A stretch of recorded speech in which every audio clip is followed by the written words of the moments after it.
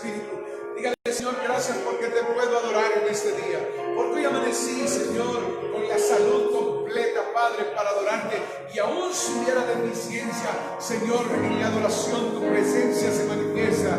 De tal manera, Padre, que hoy vamos a ver milagros, señales y prodigios en nuestras vidas. Hoy la enfermedad se va. Hoy, Señor, la ruina se va. Hoy el estancamiento se va. La frustración se va en el nombre de Jesús en nuestras vidas. Y te adoramos, Padre, te adoramos en el nombre que es sobre todo nombre, Padre. En el nombre de Jesús. Y orar conmigo esta mañana. Padre, te damos gracias. Padre, te bendecimos en el nombre que es sobre todo nombre, Dios mío. Gracias en el nombre de Jesús, porque tú eres santo, porque tú eres Dios.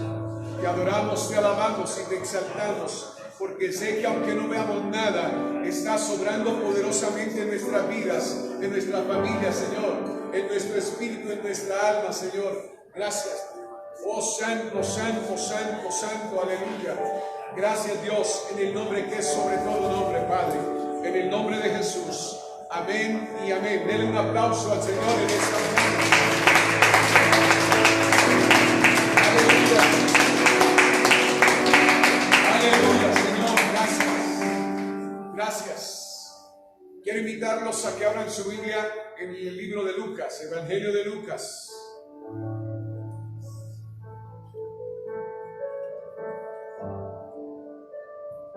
La palabra que quiero compartir en esta mañana es una historia de esas que de verdad impacta poderosamente y que por supuesto quien la escribió estaba tan seguro de eso. Lucas capítulo 1, y el médico Lucas dice allí que en primer lugar muchos habían intentado poner en orden toda esta historia,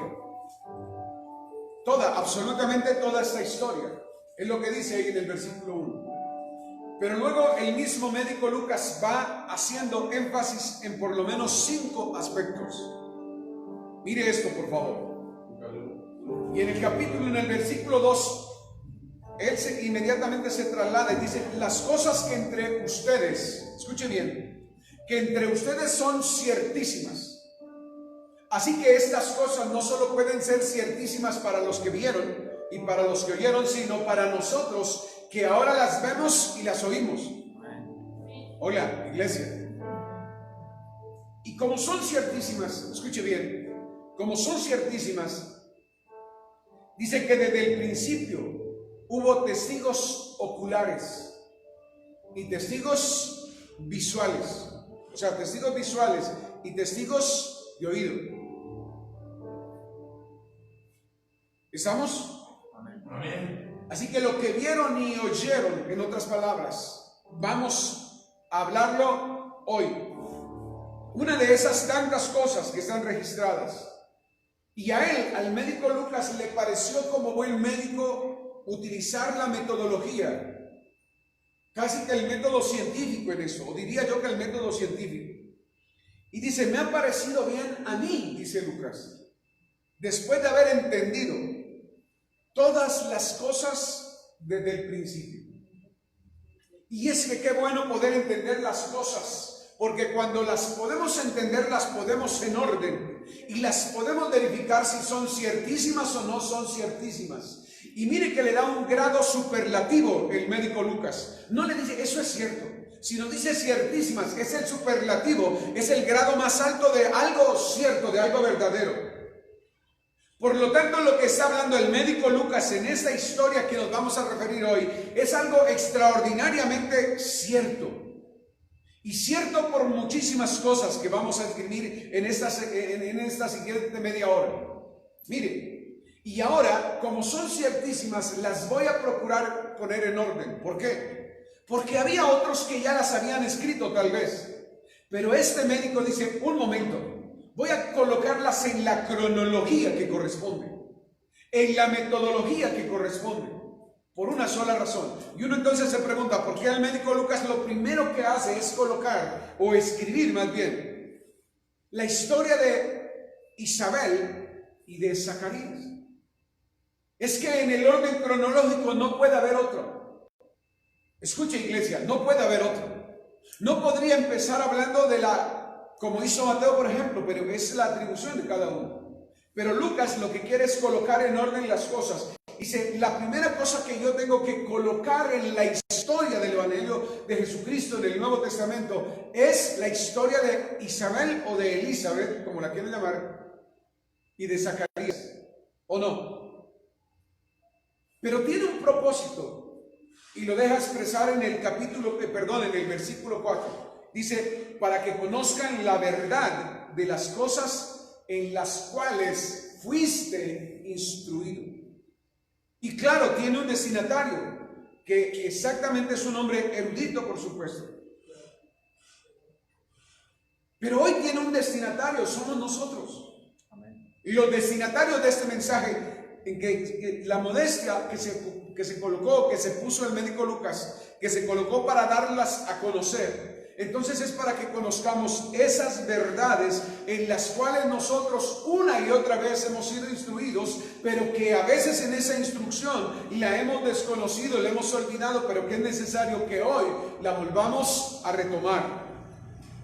Amén. Amén. ¿Hay alguien aquí? Amén. Ok, entonces empecemos con el versículo 5. Dice que hubo en los días de Herodes, el mismo que mandó matar a Jesucristo, el mismo que sentenció, el mismo que se encontró con los sabios que iban a adorar al Señor Jesucristo por revelación y una estrella le guiaba. Ese mismo Herodes que manda sentenciar a muerte a los niños menores de 2 años. Escuche bien, cuando los magos le dijeron a él, hey, ¿sabes una cosa? Es que el Mesías, el rey que ha de venir, escuche bien, el rey que ha de venir, simplemente va a nacer en Belén. Dice, vayan ustedes, adórenlo y me traen la noticia. Esa es la trampa de los impíos. Esa historia tiene que registrarse en esa época del paganismo romano en su más alto grado. ¿Y por qué? Porque Jesús siempre ha representado un peligro para el paganismo. Jesús siempre ha representado un paganismo para el mundo. Jesús siempre ha representado y representó, mire, desde su mismo nacimiento, representó el peligro para Herodes. Porque la popularidad y el poder siempre serán una amenaza. Y era el poder de Jesucristo, era el ser rey de los judíos. Y él pensaba que le iban a quitar su curul, que le iban a quitar su trono y lo iban a suplantar. Pero Jesús lo dijo desde el principio, mi reino no es de este mundo. Así que Jesús no venía para cambiar la situación ni política ni económica de Israel. Venía para revelarse a sí mismo y para ir a morir por cada uno de ellos y por cada uno de nosotros. Pero tomando a Zacarías, un sumo sacerdote, siéntese por favor. Se me había olvidado decir, siéntese por favor. Ustedes son muy decentes al permanecer de pie. Un sacerdote llamado Zacarías. Pertenecía a la orden o al grupo de Abías, de los hijos y de las hijas de Aarón. Así que no solo los hombres podían tener la línea genealógica y sacerdotal en aquella época, también la podían tener las mujeres, porque ahí dice, y su mujer de las hijas de Aarón, llamada Elizabeth, lo dice en el versículo 5. Así que ambos pertenecían al sacerdocio real. Iglesia, ambos pertenecían al sacerdocio real. ¿Me estoy haciendo entender? De tal suerte, iglesia, ¿me estoy haciendo entender? Amén. Ok. Mis queridos hermanos, de tal suerte que uno cuando es ministro del Señor, como en el caso de Zacarías, los ojos de todo el mundo los tiene uno encima, para saber si es prosperado financieramente, si no tiene dinero, o si tiene dinero, si tiene los hijos y cómo los tiene o no. Y lastimosamente, escuche bien, de las 24 grupos de sacerdotes que tenían que presentar los sacrificios, le correspondió a él la 9ª orden, ¿cierto? Le correspondió su turno. Pero ¿cuántos años llevaba Zacarías presentándose y viendo que el pueblo de Dios de aquel entonces, la iglesia de aquel entonces, sencillamente tenía los ojos puestos en él? ¿por qué no tendrá hijos Zacarías? ¿Cierto? Hey, iglesia, ¿verdad? Y pero siendo un hijo de Abraham, le diría el otro, ¿cierto? Siendo un hijo de Abraham, mira, estériles. No serán, eran. Que se oye, el sumo sacerdote y estéril su mujer. A mí me parece que esos dos están en pecado, ¿sí o no? Hey, ¿verdad? Y más en la cultura judía, ¿saben? Nosotros somos livianos a veces y pasamos desapercibidos muchas cosas. Colamos el monstruo y dejamos pasar el camello, así que dentro de nuestra cultura no hubiese pasado demasiadas cosas, pero en una cultura judía tan encuadrada, tan cuadriculada, yo me imagino los cientos de cuestionamientos que cada vez que veían pasar a la pareja, imagínense, una pareja que ya había pasado su periodo de ovulación en Elizabeth, que ya literalmente, o sea, biológicamente era imposible concebir. Porque aquí estamos hablando de cosas imposibles, de lo que Dios se revela. Porque Dios tenemos un Dios de cosas imposibles humanamente. Una mujer estéril, sin capacidad de anidar el espermatozoide de su esposo.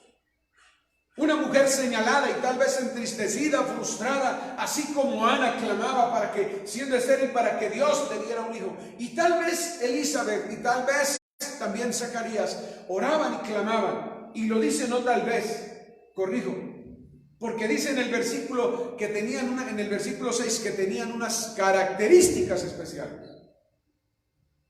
Y es que para ser siervo o sierva de Dios uno tiene que tener características especiales. Porque si bien nos retrocedemos al versículo 5, cuando dice pertenecían al grupo de las familias sacerdotales, ¿cierto? ¿Lo ven ahí en su Biblia? Pueden verlo. Ahí pueden verlo.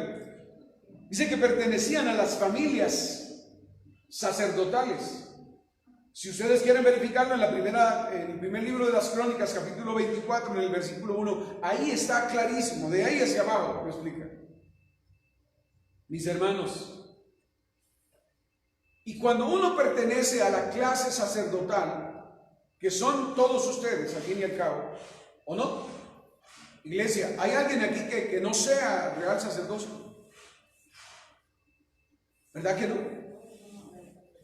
¿Por qué? Porque eso me confronta con lo que me dice el apóstol Pedro en su primera carta, en el capítulo 2, versículo 9. Ustedes son real sacerdocio. Amén. ¿Aló? Amén. Amén. Yo no sé si están aquí de verdad, pero quisiera que me hicieran entender que estamos entendiendo lo que Dios nos está hablando. Entonces, igual que Zacarías, igual que Elizabeth, somos real sacerdocio. Este mensaje está dirigido entonces a reales sacerdotes, a pueblo adquirido por Dios a precio de sangre de su Hijo amado. Esta es nación santa. A ese pueblo es que está dirigiéndose Dios, igual que se dirigía a ellos. Y entonces dice que ellos tenían características muy especiales. Características que debe tener todo, absolutamente todo sacerdote de Dios. ¿Y quiénes son los sacerdotes? Lo repetimos. Ustedes son ¿qué? Real sacerdocio, nación santa, pueblo adquirido por Dios, para que anuncies, ¿qué? Anuncies las buenas nuevas de aquel que lo llamó de las tinieblas a su luz admirable. ¿Cuánto le dan gloria a Dios? Así que mis hermanos, cuando estamos recibiendo este mensaje, tenemos que ponernos en la posición y en la posesión de Zacarías y Elizabeth.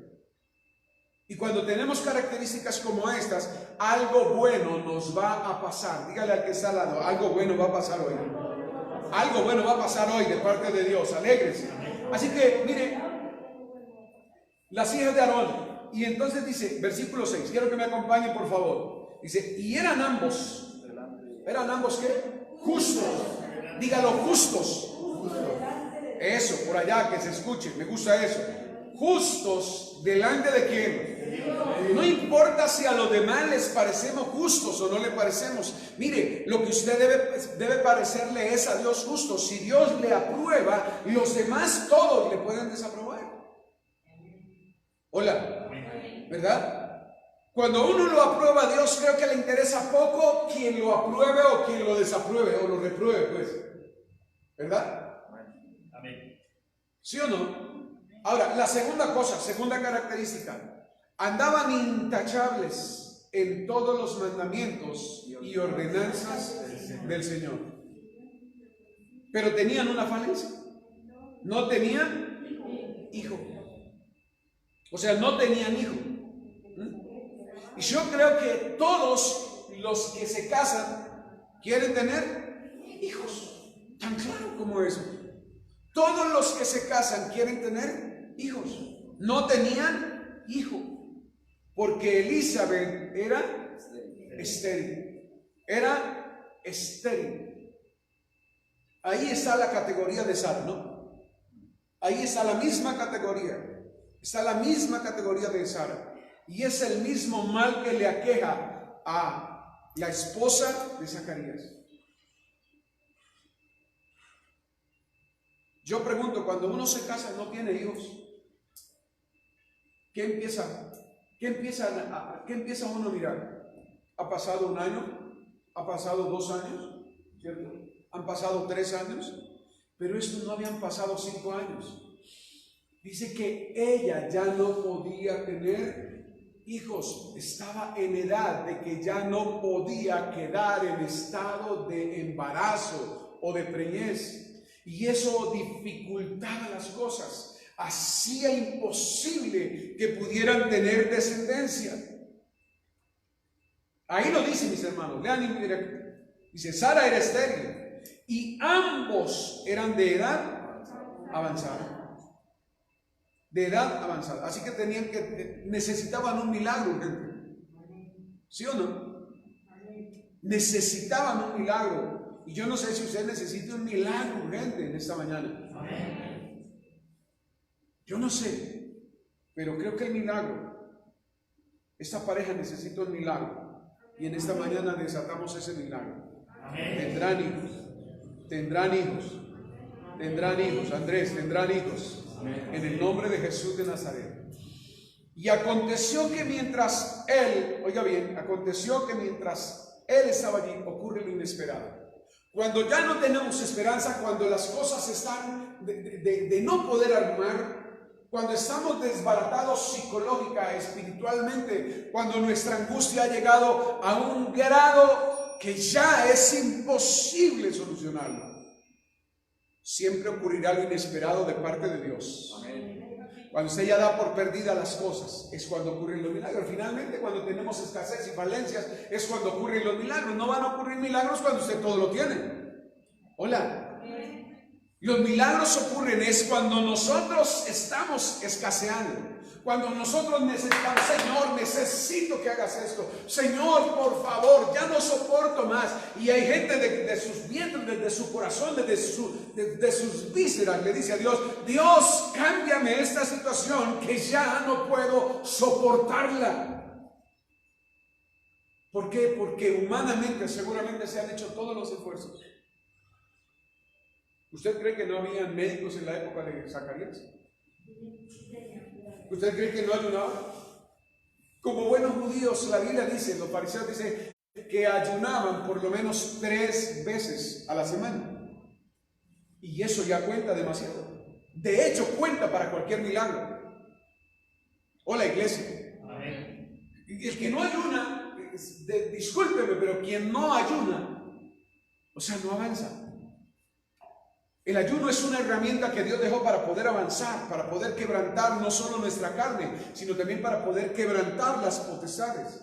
De hecho, una de las potestades es la incredulidad. Recuerda cuando dicen, este género no sale sino con oración y con ayuno. ¿Cuál generación? La generación de la incredulidad. Y la incredulidad es la que se nos atraviesa, es el palo, perdonen, y la rueda que no nos deja avanzar, que no nos deja caminar, que nos frustra, que nos detiene, y que por más que nos esforzamos decimos, es imposible empujar este carro, porque hay un palo atravesado en la rueda que se llama incredulidad. Así que Dios siempre va a actuar en milagros, es cuando necesitamos.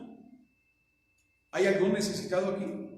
Amén. Necesitamos urgente Elizabeth y Zacarías necesitaban.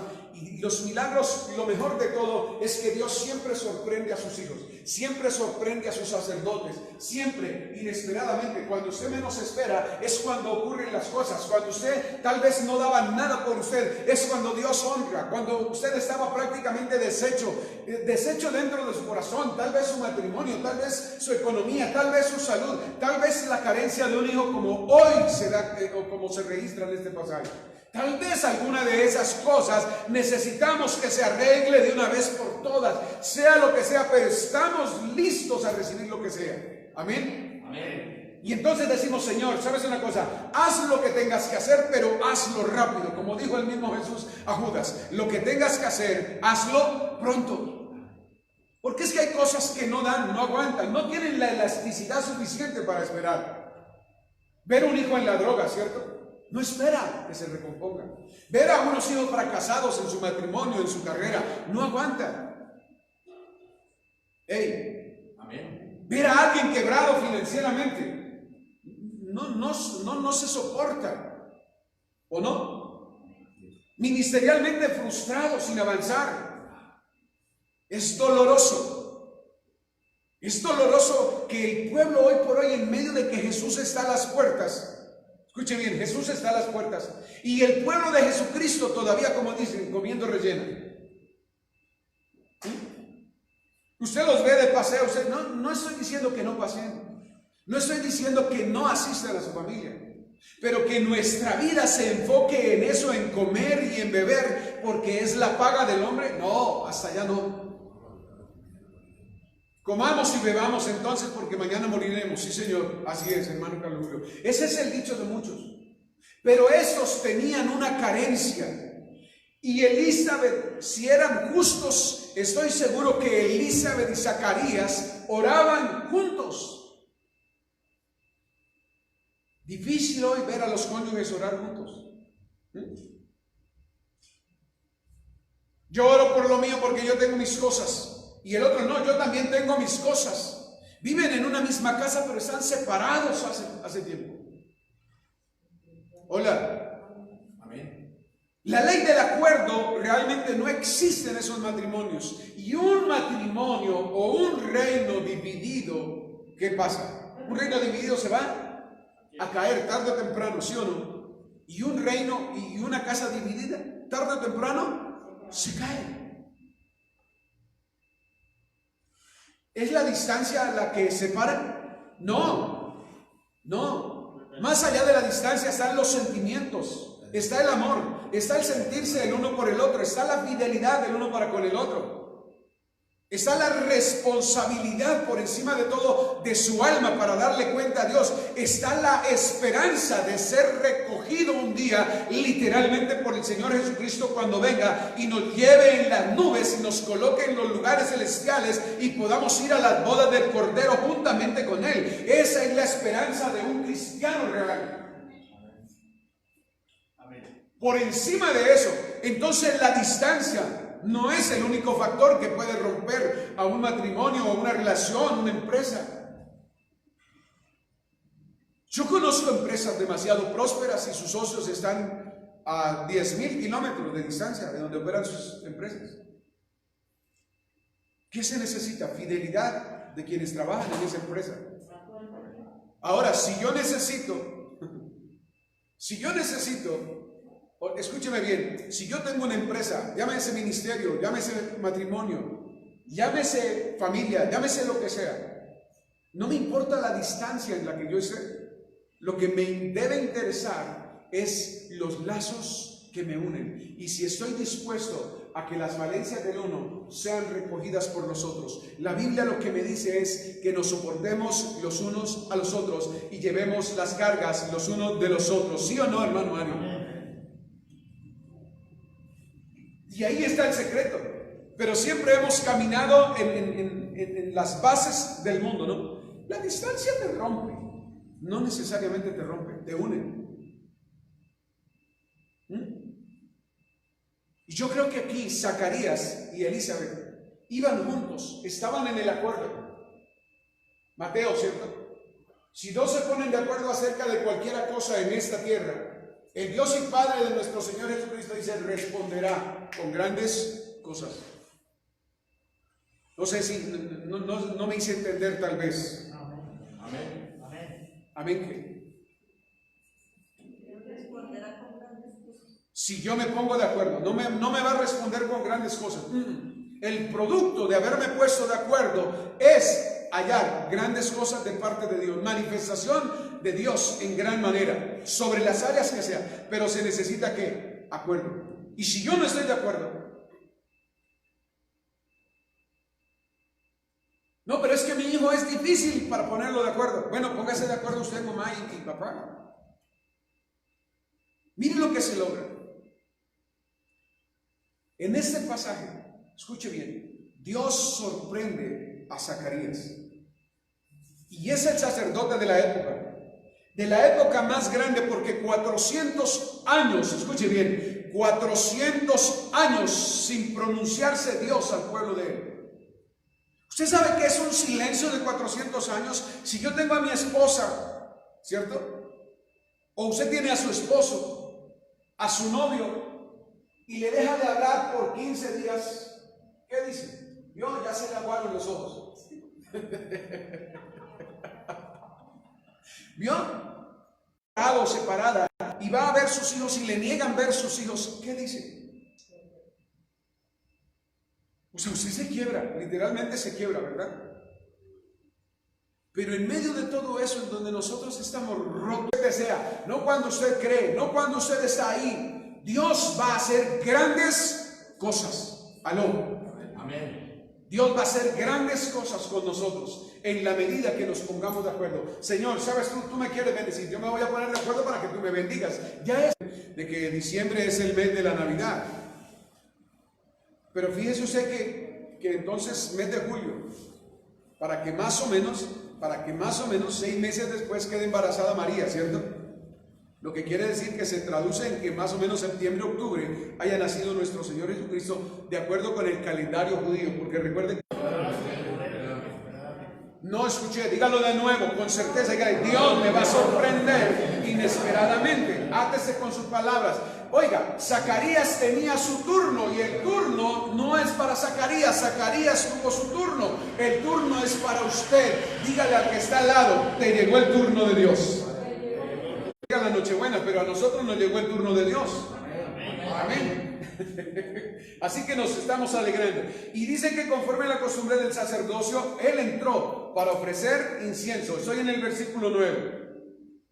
Y ahí cuando está, dice que toda la multitud estaba ¿qué? Expectante, porque tenía que ser así, ¿sí o no? Estaba expectante. Y fue orando por el que tiene su matriz mortecina, que no le sirve para nada, que no tiene erección, Zacarías, y con todo eso Dios le da las fuerzas como a Abraham y a Sara para que conciba en su vientre a Juan el Bautista, que dice que no hubo perdón, el incienso ha sido aceptado. Eso quiere decir que hay aceptación por parte de Dios en el sacrificio que Zacarías está ofreciendo. Así que también nosotros debemos provocar a Dios. Debemos provocar que el cielo se abra, debemos provocar que la voz de Dios se manifieste, debemos provocar que la mano de Dios se manifieste sobre nosotros, siendo que ahora, cuando uno es aprobado por Dios, escuche bien, en sus sacrificios, en sus oraciones, en sus ayunos, en lo que le corresponde, porque le correspondía a Zacarías ofrecer lo que le correspondía, y a veces nos corresponden ciertas cosas que no las, como dice tu palabra, ok.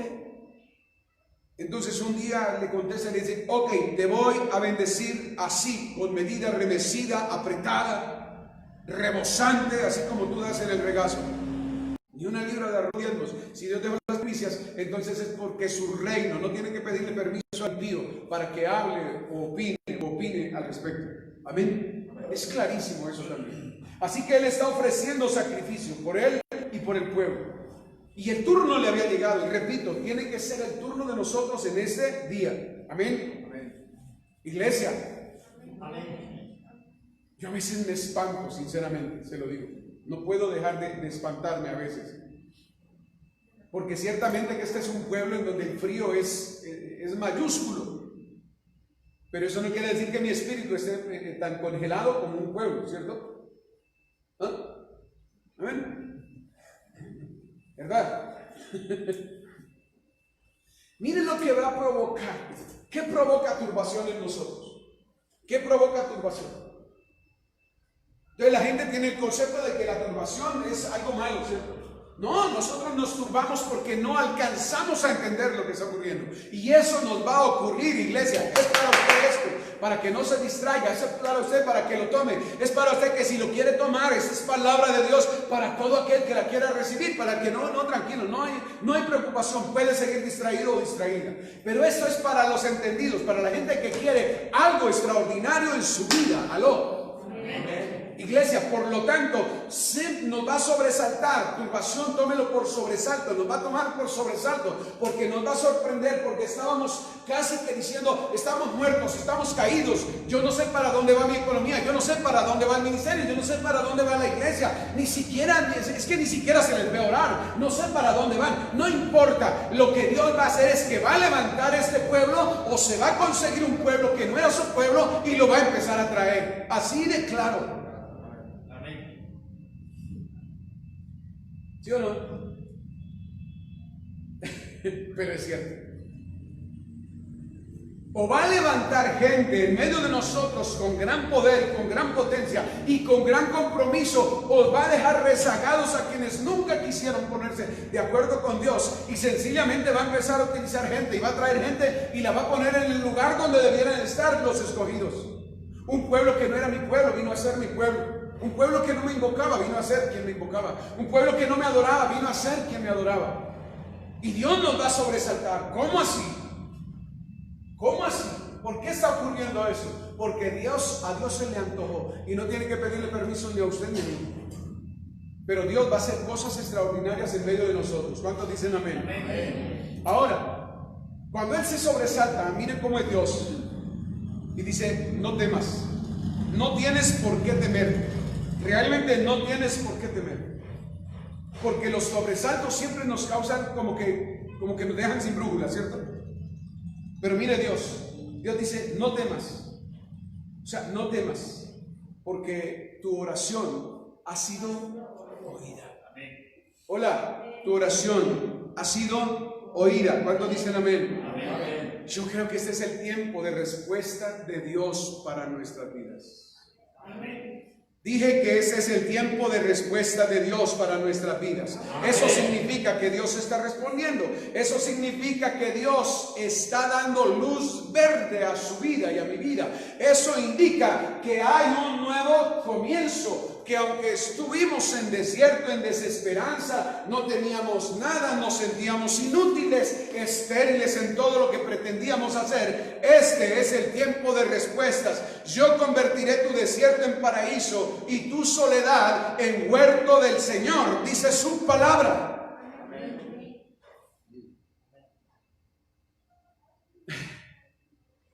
Recuerdo mucho las palabras de Ezequiel. Y tocaste. Y eran como niños que tocaban, pero nadie danzaba. Sí. Sigamos. Cálmate. Tu mujer dará a luz un hijo. Tu mujer dará a luz ¿qué? Y lo llamarás Juan. Miren la controversia que se forma por si era Juan o si era Zacarías, ¿cierto? ¿Qué le dice la gente? ¿Cuál es la presión de la gente, del pueblo, de la iglesia? No, tú tienes que llamarlo Zacarías porque así se llama su papá, ¿cierto? O sea, la tradición. No, Dios está por encima de la tradición. Dios está por encima de lo que el hombre pueda estar decidiendo. A Dios le plugo, le plació, como lo quiera llamar. Le dice, se llamará Juan, que quiere decir, el Señor demuestra su favor o su gracia. Amén. Dios está listo para demostrar su gracia, su poder, su amor. Dios ha oído su oración y este es el tiempo de respuestas. Amén. ¿Cómo lo va a llamar? No le ponga ningún nombre. Deje que el milagro ocurra, que Él trae su propio nombre. Clarísimo. O sea, no se ponga a ponerle milagros. Quiero este milagro. No, deje que el Señor va a manifestar el milagro que usted necesita, no el que quiere. No necesitamos, o sea, hay cosas que no las necesitamos en nuestra vida y las estamos pidiendo. Y Dios no va a responder eso porque jamás será la perfecta voluntad de Él. Pero sí va a responder lo que Él ya le puso nombre desde antes de la creación del mundo. Amén. ¿Puede estar de acuerdo conmigo en eso? Amén. Pero aquí hay una garantía en todo esto, porque Dios no hace milagros. El Señor dice que Él bendice y no añade tristeza con lo que nos da. Amén. Amén. Voy a parafrasear. Él no añade tristeza con la bendición que nos da. Amén. ¿Sí o no? Por lo tanto, mis queridos, dice, tendrás gozo y alegría. Alégrese. Amén. Alegre, por lo menos diga, Señor, yo lo recibo, yo soy gozoso. Yo creo en que Dios está a punto, óigame bien, está a punto de darme un milagro. 1 o 2 o 3 o 5. Dios está a punto de manifestar su gloria sobre mi vida. Yo no sé sobre usted, pero yo creo por esta palabra que Él ya le puso nombre a mi milagro, que ya le puso nombre a lo que va a manifestar, que ya tiene sentido y tiene además una proyección y unos propósitos enormes. Y si no, sigamos mirando. Y le puso por nombre Juan, que quiere decir gracia. Es decir, la gracia y el favor y la misericordia de Dios están conmigo, están con usted. Amén. Amén. Ahora, tendrá gozo porque será grande delante de Dios. El milagro que viene es grande. No va a venir cosa chica, no va a venir cosa pequeña. Alégrese porque lo que viene sobre su vida, como sobre Elizabeth y Zacarías, es cosa grande. 400 años. 400 años de silencio de parte de Dios, y viene Juan el Bautista para hacer el camino que prepara la venida del Señor. Que nosotros seamos cosa grande, que nosotros seamos personas que preparamos la venida de nuestro Señor y Salvador Jesucristo. Pero Él ya vino, sí, Él vino, se encarnó, pero vendrá por una iglesia en el arrebatamiento y se llevará una iglesia sin mancha, sin arruga, pura, santa, librada de toda esclavitud, de toda, absolutamente de toda esclavitud, porque así lo dice, que Él llevó cautiva toda cautividad y dio dones a los hombres, ¿cierto? Entonces, si Él fue el que nos sacó, nos soltó, nos desató de toda cautividad, ahora somos libres para irnos con el Señor Jesucristo a la diestra del Padre y estar por la eternidad. ¿Cuántos se alegran por eso? Me parece que debería alegrarse usted por eso. Dice, delante del Señor, dice, no beberá vino. Es decir, no vamos a engendrar hijos borrachos. Los hijos que nos van a dar, que nos da Dios, nuestros nietos, nuestra generación, no será cualquier borrachín, no será cualquier hombre por ahí entregado en las tiendas, viviendo de la farra, de la taberna, ¿cierto? Viviendo en la droga, viviendo y yendo donde las prostitutas. No, serán hombres y mujeres santos, santos, santos al eterno Dios de los ejércitos. ¿Cuántos dicen amén? Amén. Ni siquiera yo debería decir cuántos dicen amén, deberían por naturaleza, alguien que se cree bendecido con eso debería ser sí, amén, yo lo creo, yo lo recibo. Amén. Eso solo se hace cuando el Espíritu está fluyendo en el Espíritu, amén, porque será grande delante de Dios. La grandeza de Juan el Bautista era presentar a Jesús, era allanar el camino, era preparar el camino del Señor. ¿Aló? Amén. ¿Sí o no? Inclusive para servir para que se cumpliera toda justicia sobre Jesús. ¿Sí o no? ¿Lo dice o no Mateo capítulo 3 versículos 16 y 17? Jesús le dice, Juan le dice, no, tú eres el que tienes que bautizarme. Y no, para que se cumpla toda justicia. O sea, lo que nos da Dios es grande, porque tenemos un Dios grande. Y será lleno del Espíritu Santo. Y será lleno del Espíritu Santo. Amén. O sea, lo que nos da Dios siempre traerá la presencia del Espíritu de Él. ¿Aló? Amén. Aún desde el seno de su madre. Y si no es así, ¿por qué cuando María y Elizabeth se encuentran, dice que la criatura saltó? ¿Y qué dice? Agradece a mi Dios, mi Salvador. Porque tu sierva era estéril, ¿cierto? Tu sierva era estéril. Y ahora ve la gloria de Dios. Dios nos va a sorprender, Dios nos va a consolar, Dios nos va a sorprender y a consolar. Y de facto, cuando menos lo vamos a esperar, Dios va a empezar a hacer milagros cuando menos usted lo espera. Amén. Ok, recíbalo el que quiere. Y a muchos de los hijos de Israel convertirá al Señor Dios de ellos. ¿A cuántos de nuestra familia los milagros que va a hacer Dios los va así a sobresaltar? Los va a convertir literalmente. Hay milagros para conversión en eso. Amén. Milagros para conversión, porque Juan vino para arrepentimiento de pecados, vino para predicar que Jesús venía, que el Mesías venía, que era necesario. Lo que nos da Dios, nuestra generación, la que nos ha dado Dios, no será generación light, no será generación laza, no será generación racional, de eso con el espíritu griego. Será gente radical, será gente cuadriculada en las cosas de Dios. No se saldrá de los parámetros del Espíritu Santo, no le agregará ni le quitará, ni se pondrá con erudiciones pendejas, perdóneme la calificación. Tendrá simplemente la revelación del Espíritu Santo y hará que otros, los milagros que vienen sobre su vida y sobre mi vida, cambiarán la vida de los demás. Amén. Señor, te damos gracias en el nombre de Jesús. Señor, gracias, porque sé que todo esto tiene un orden.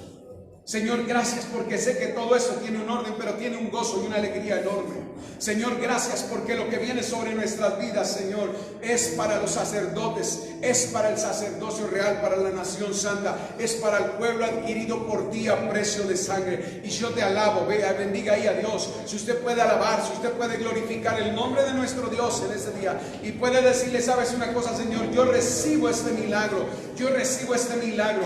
Mi generación, mis hijos, los hijos que tú me das, Señor, son generación que preparan el camino de la venida de nuestro Señor y Salvador Jesucristo. Dios, los hijos que tú me das, los milagros con los cuales tú me estás sorprendiendo y me vas a seguir sorprendiendo como a Zacarías allí en el lugar santísimo. Señor, hoy yo lo recibo, hoy me dejo sorprender por ti. Dígale ahí, yo me dejo sorprender hoy por ti, Señor. Yo recibo los milagros, yo recibo de tu Espíritu, yo recibo, Señor Dios del cielo y de la tierra, Padre, ese milagro para que otros vengan a la conversión, para que vuelvan a Dios, para que se reconcilien, Señor. Dígale, yo vengo a ti, Señor, y vengo con corazón sincero. Bendíceme, Señor, en el nombre de Jesús, y espero y aspiro a que esta palabra sea una realidad en mi vida, por el poderoso nombre de nuestro Señor Jesucristo, por la autoridad de Él y por la potencia y el poder de tu Espíritu Santo. Gracias, Señor, en el nombre de Jesús. Amén y amén. ¿Cuántos reciben este milagro hoy? Amén. Aleluya. Aleluya. Lo recibimos. Amén. Amén. Recordarles a nuestros televidentes, a nuestros oyentes, que estamos los días jueves aquí, en el Centro Apostólico del Norte, a las 6 en punto de la tarde. Domingos, 10 de la mañana, nuestra transmisión. Desde las 8 de la mañana estamos en ayuno los sábados y los domingos, así que los invitamos, comparta ese mensaje. Si usted se sintió bendecido, si usted sintió que Dios le habló, que Dios le dijo, bendiga a otros para que también reciban lo mismo o mucho más, de acuerdo con la fe que tenga cada uno, pero recíbalo. Entonces los esperamos jueves 6 de la tarde, domingos 8 de la mañana, y si usted no puede por alguna razón, 10 de la mañana. Nuestro teléfono de contacto 302-281-2152. Dios los bendiga. Hasta la próxima.